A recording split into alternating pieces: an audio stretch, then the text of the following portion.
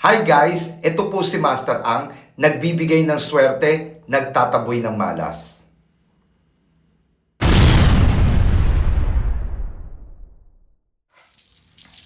Ang lahat ng mga lucky charm na binibili nyo ay binibase po sa Chinese calendar.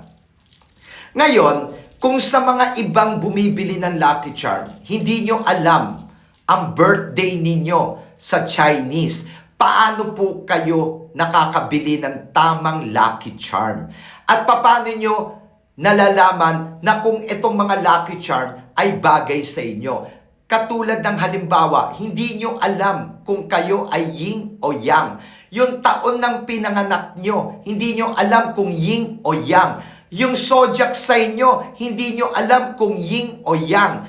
At yung taon ng kapanganakan nyo, hindi nyo alam ang element. At yung taon ng zodiac sign ninyo, hindi nyo alam kung ano ang element. Ganon po kakomplikado ang pagbigay ng lucky charm.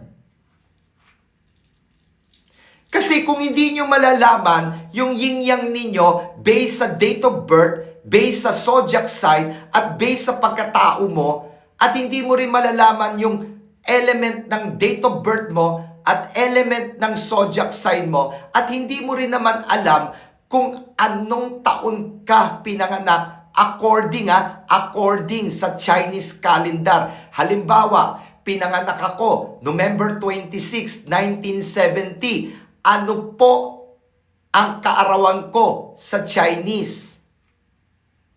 O di syempre sasabihin ko 10 months 28, 1970 sa Chinese calendar ang November 26, 1970. So, ibig sabihin, ang birthday mo sa Chinese, 10 months, 28.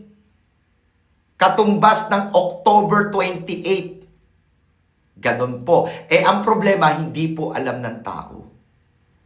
Ang problema, bumibili kayo ng lucky charm, wala kayong alam.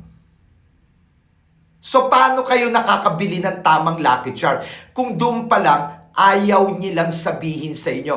At aminin ko sa inyo ang totoo, ang pagbibigay ng lucky charm, sensitive yan. Hindi yan basta binibili, tapos kinausap ka lang, parang sandali lang. Ang habol nila benta eh. Dapat sit down, kausapin kayo. Lalo na kung may punsoy expert. Kung may punsoy expert, diyan sa Lucky Charm Store, tungkulin nilang sabihin ng totoo. Ang problema, niloloko lang kayo ng mga pampaswerte na nagtitinda. Kasi bakit? Hindi naman kayo matyagang kinakausap. Ni problema nyo, hindi nyo nga sinasabi sa kanila. At hindi mo rin alam kung ano ang element at yin-yang mo. At hindi mo rin alam kung anong birthday mo sa Chinese. Paano nila ibibigay ang tamang lucky charm?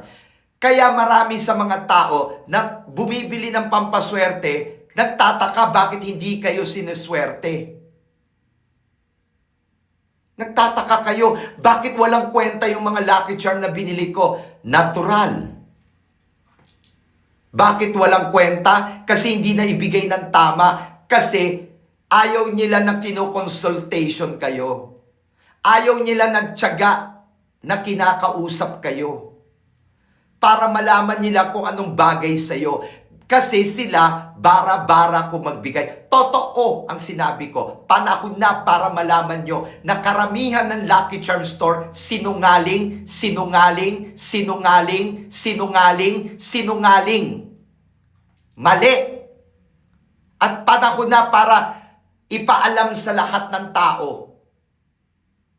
para malaman nyo na niloloko kayo ng mga Lucky Charm Store kahit sikat pa sila. Tigilan nyo ako. Tigilan nyo ako. Ako ang nagsasabi ng totoo. tigilan nyo ako. Kahit sino pa kayo na mga punsoy expert, niloloko nyo ang mga tao. Kahit may alam kayo sa kalendar, kahit may alam kayo sa lahat ng mga kung anong alam nyo sa punsoy, hindi nyo na ibibigay ng tama. Kasi bakit? Nagmamadali kayo. Pera lang ang gusto nyo sa mga Pilipino. Niloloko nyo ang mga Pilipino.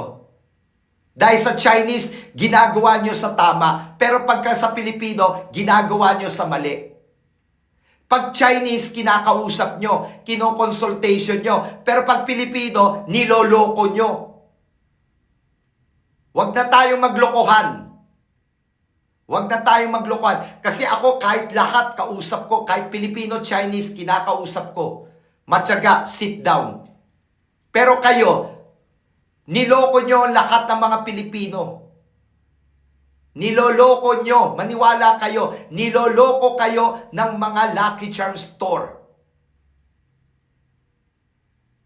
Panahon na para malaman nyo, mangmang kasi kayo, kaya kayo nagpaloko. At hindi ko kayo masisisi dahil sa sobrang gusto nyong bumili ng swerte o pampaswerte, naloko kayo. At eto, ang katotohanan, mali. Pag Chinese ang kausap, may consultation. Kinakausap, tsinatsaga, inaalam lahat. Pero pagka Pilipino, niloloko kayo, minamadali. Ito bagay sa'yo. Ito pwede sa'yo. Ito pwede sa'yo. Kahit hindi pwede, bigay ng bigay. Kahit na yung mga horse, na mga pampaswerte, nabigyan ng rat, nabigyan ng rabbit, nabigyan ng ox, ng horse. Eh hindi nga bagay, incompatible yan sa kanila eh. So ano nangyari? Bara-bara kayo nagbibigay ng pampaswerte. So panahon na para malaman nyo. Hindi ko kayo niloloko. Nagsasabi ako ng totoo. Maaaring iba, sasabihin sinisiraan ko yung mga punsoy expert. Excuse me. Masaya ako sa katayuan ng buhay ko. Masaya ako sa tinatakbo ng Lucky Charms store ko. Hindi ko kailangan gawin to para siraan. Ginagawa ko to para sa inyong mga Pilipino. Hindi nila ginagawa sa tama. Ginagawa nila sa Chinese ang tama. Pero sa mga Pilipino, niloloko kayo. Hindi ba panahon na para naman itama? Panahon naman na kampihan ko kayo. At sabihin ko yung totoo. Ngayon, kung hindi kayo maniniwala, wala akong magagawa. Ito po si Master Ang. Nagsasabi ng totoo. At sa lahat ng mga nanood, maraming salamat po. At hanggang sa muli.